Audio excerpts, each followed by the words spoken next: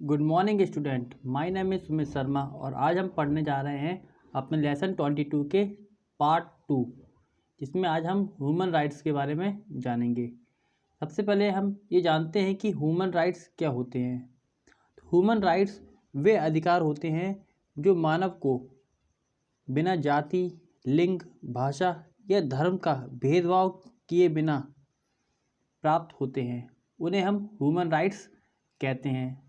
तो आइए सबसे पहले हम देख लेते हैं कि मानव को ह्यूमन राइट्स कौन कौन से प्राप्त हैं।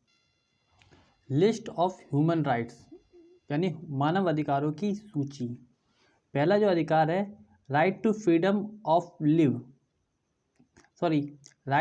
ऑफ लाइफ यानी जीवन की स्वतंत्रता का अधिकार। दूसरा है right to equality before law यानी कानून के समक्ष समानता का अधिकार। राइट टू प्रॉपर्टी संपत्ति का अधिकार। Right to equality in participation of the government and to be selected in government service देश के शासन में भाग लेने तथा सरकारी सेवाओं में चयन हेतु समानता का अधिकार। Right to be treated as innocent until proven guilty अपराध प्रमाणित न होने तक निर्दोष समझे जाने का अधिकार। Rights to freedom from being jailed without investigation, house arrest and expulsion from the country बिना किसी जांच के बंदी बनाए जाने, नज़रबंद करने, देश से निकालने से स्वतंत्रता का अधिकार। Right to hearing by an independent and impartial judiciary एक स्वतंत्र व निष्पक्ष न्यायपालिका द्वारा सुनवाई का अधिकार। Right to expression and voting मत व अभिव्यक्ति की स्वतंत्रता का अधिकार। Right to organise peaceful meeting march शांतिपूर्ण सभा आयोजित करने की स्वतंत्रता का अधिकार।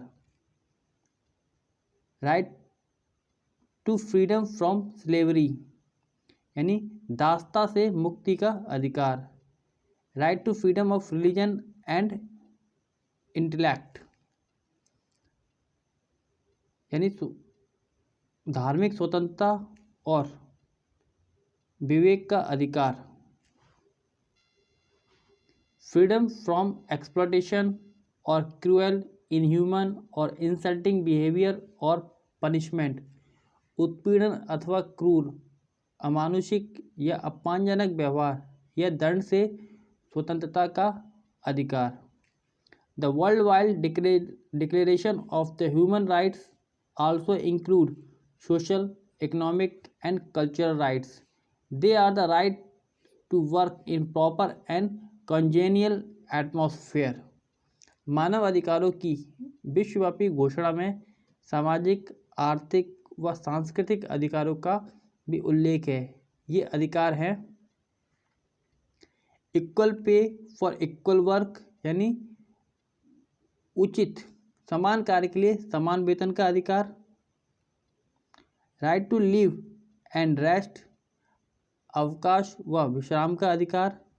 Right to education and to participate in the cultural activities of the society यानी शिक्षा का अधिकार व समाज के सांस्कृतिक जीवन में भाग लेने का अधिकार। How useful are these human rights to society ये मानव अधिकार समाज के लिए कितने उपयोगी हैं। ये अधिकार मानव के लिए बहुत उपयोगी हैं। ये मानव अधिकार समाज के स्वरूप का एक बुनियादी अंग है। विश्व बंधुत्व की भावना को दृढ़ व स्थायी बनाने के लिए इन अधिकारों का सहारा लिए जाने लगा है। मानव अधिकारों की घोषणा से स्वाधीनता और सम्मान को बल मिला है। राष्ट्रों के बीच सुरक्षा की भावना बढ़ी है। मानव अधिकारों की मान्यता से विश्व शांति की संभावना बढ़ती जा रही है और शांति से ही मानव अधिकारों का विकास हो सकता है। मानव अधिकारों की वचनबद्धता के लिए संयुक्त राष्ट्र संघ ने वर्ष 1968 को मानव अधिकारों के अंतर्राष्ट्रीय वर्ष के रूप में मनाया था। अब एक और प्रश्न उत्पन्न होता है कि इन मानव अधिकारों की रक्षा का दायित्व किसका है। मानव अधिकारों की मान्यताओं का सम्मान एवं इस भावना को प्रोत्साहन का कार्य यूनाइटेड नेशंस की आर्थिक व सामाजिक परिषद करती है।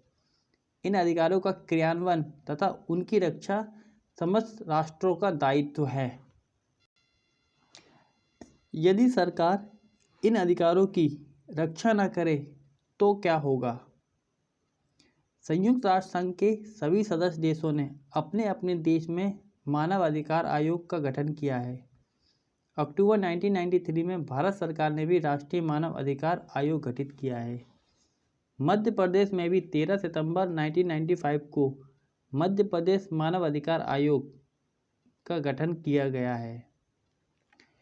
यदि कहीं कोई मानव अधिकारों का उल्लंघन होता है तो मानव अधिकार आयोग सरकार को अपने दायित्वों का पालन करने हेतु निर्देशित करता है।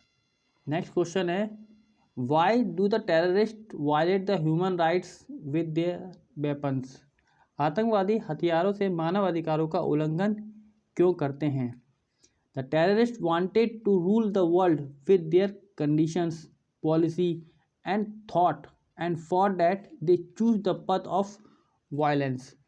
आतंकवादी अपनी शर्तों, नीतियों व अपने विचारों से विश्व को चलाना चाहते हैं और वे इसके लिए हिंसा का मार्ग चुनते हैं। यह निंदनीय है। A World Conference of Human Rights was held in Vienna in 1993.